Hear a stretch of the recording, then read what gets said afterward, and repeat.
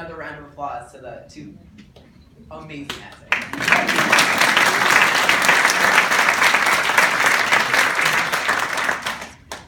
The colors of privilege.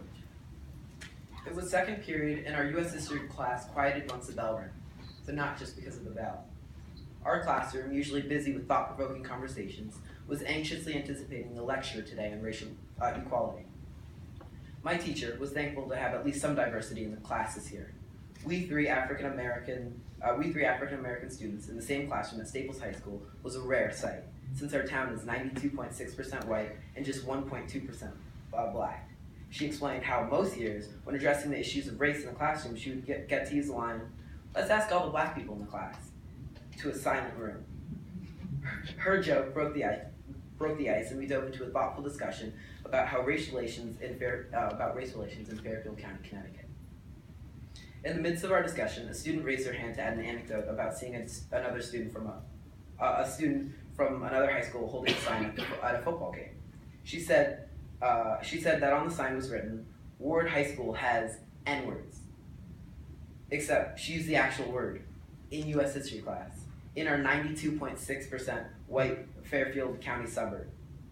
My body froze, time stopped. I never did hear the end of her story. The air became viscous and the tension in the room felt palpable. The teacher deftly interjected to continue the flow of the conversation, pointing out the power of sometimes confronting such ugliness head on, but for the rest of the class, I sat stunned. I knew the student hadn't used the word in a malicious way, but the response from my body was primal. The N-word is a word that takes African Americans back to 1619 on the tobacco field of Jamestown and the very beginnings of the American tragedy of human enslavement. It reminds us of Jim Crow and of the senseless beating of Rodney King and the killings of 258 black people by the police in 2016. Nevertheless, several of my white friends want to use the N-word in recounting their favorite lyrics. Others even claim that it's reverse racism to keep them from saying it. They, like the student in my class, don't understand how this word takes my breath away. As a black teen in Westport, race issues in and outside the classroom are unavoidable.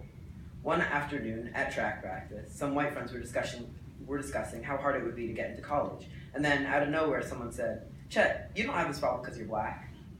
I was stunned and I mumbled instead of firing back. "Your parents are third generation Princeton and your father runs the hedge fund and yet you think my ride is free?"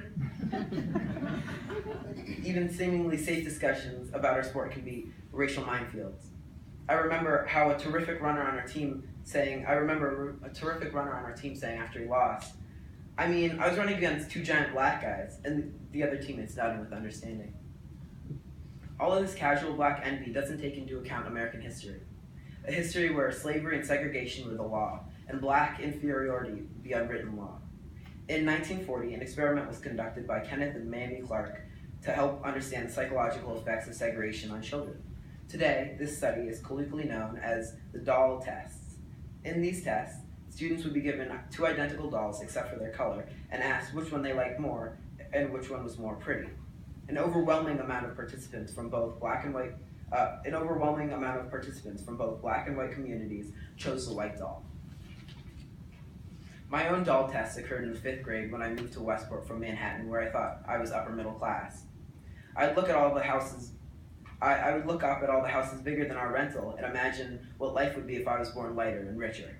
I had no grasp of the deep social issues that had been keeping my people from attaining such heights and prosperity. Didn't yet understand the lack of truly wealthy black residents in my town as indicative of a larger social issue. Now, as a sophomore in high school, I have a better understanding of the legacy of institutionalized racism. Now, I see the history behind the big houses. I see my 5th grade envy mirrored in my classmates' jealousy of how fast I can run or how high I can jump.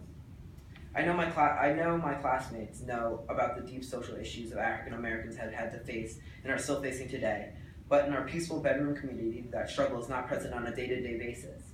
Students get blinded at the thought that a student could get into college more easily because of the color of their skin, while not saying that African Americans are twice as likely to be unemployed, and once employed earn nearly 25% less than their white counterparts. They don't see that despite making up 12% of the population, they are 35% of the inmates in jail and 24% of the people shot by police officers. Honestly, I've never really thought about white privilege until I moved into Westport. From a young age, I was taught that not everything was meant to be fair and to deal with it. But living in this place where almost everyone is white makes me question, when I'm in Walgreens and the manager follows me around the store, would this happen if I looked different? Now I see the need to speak out, to address white privilege when it happens, so that people know that it is real despite their best intentions. Like the girl in my class pointing out the despicable sign at the football game. We need to make sure that there is an open discourse that includes a more diverse history and sensitivity to each other. In our town, it is impossible to have 3 black students in every class, but maybe we should all imagine that they are there just the same, and that they will speak out.